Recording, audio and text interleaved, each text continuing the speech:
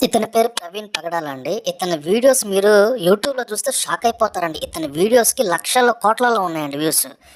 ఇతను కొన్ని డిబేట్స్ చేశారండి. క్రిస్టియానిటీకి, హిందూయిజానికి డిబేట్స్ చేశారు.